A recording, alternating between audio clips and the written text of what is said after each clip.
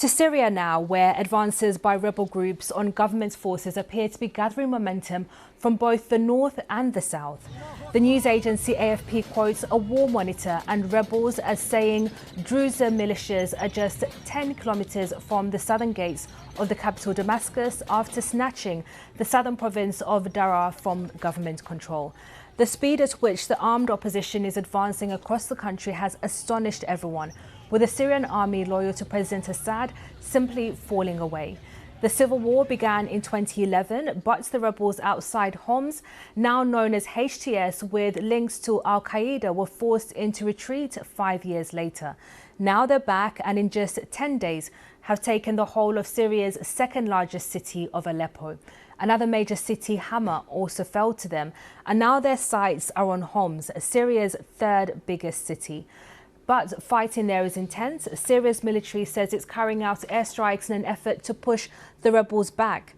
A UK-based war monitor says those regime airstrikes near Homs have killed 21 civilians. President Assad's lightning loss of territory is due to his backers, including Russia, Iran and Hezbollah, currently fighting in other conflicts. Well, with me now is our Middle East correspondent, Sebastian Asher. So, Sebastian, several lines there in terms of what's happening around Homs, but also now a move towards the capital itself from the south. Yes, I mean, the real impetus of this came from, as you mentioned, this group HTS coming down from the north, coming out of Idlib, a province where it sort of been building its strength over the past few years when there'd been a stalemate across most of the country. As you said, they took Aleppo, they took Hama. Now they're at the gates of Homs. We're hearing that there is fighting that's happening there.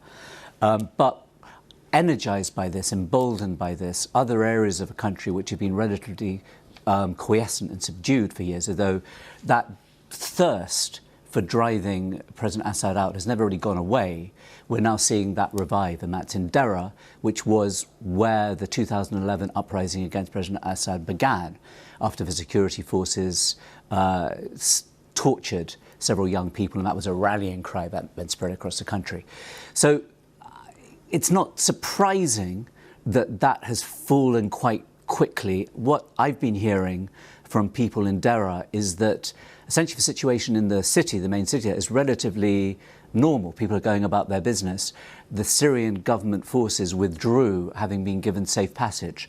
But rebels from there have been moving up towards Damascus. And some reports, as you're saying, we're getting from different sources. Again, we can't confirm everything, but they are very close now to Damascus, coming from the south, 10 to 15 kilometers from there. Now, these are different groups than the ones that are coming from the north. And at different times of the civil war in Syria, they've been at loggerheads. They fought each other. So this isn't a concerted effort by both sides. But whatever it is, for President Assad, obviously it's very, very bad news. And just talk us through the response from the government's forces, but also, crucially, President Assad, because we haven't seen or heard much from him. No, we haven't. I mean, there have been all sorts of rumours flying around. I mean, in the first few days when this happened, people were saying he's in Moscow, he's in Iran, whatever. There were pictures yesterday being put out showing him in Iran. I don't think that that is actually the case. But yes, nothing from him directly. I mean, there was one order that was given a few days ago.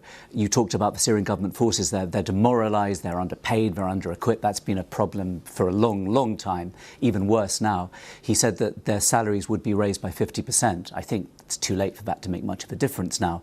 I mean, the real calculations, I mean, obviously President Assad has his own to make, but I think some of those are going to be going on in Qatar today, where the foreign ministers of Iran and of Russia, which both have been the key backers of President Assad, and Turkey, which has backed rebel groups, are discussing the situation. And I think to some extent that may lead to a decision perhaps between those about what the message should be to President Assad, whether the message is, look, we're not coming to your help.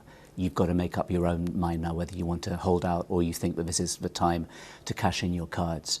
And Sebastian, just help us to bring all of this into context, because of course the war began back in 2011. Over the past few years, President Assad's position seemed very assured.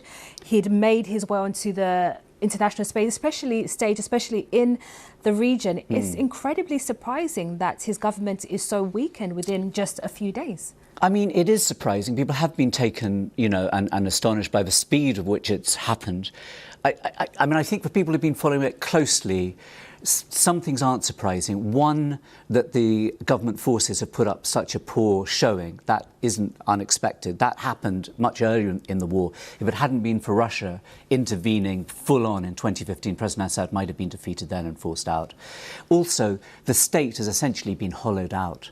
I mean, it lives off corruption. It's almost a kind of narco state where the illicit trade in Captagon, which is an amphetamine that is used across the region, has been one of the main supports financially for the government and the people around President Assad.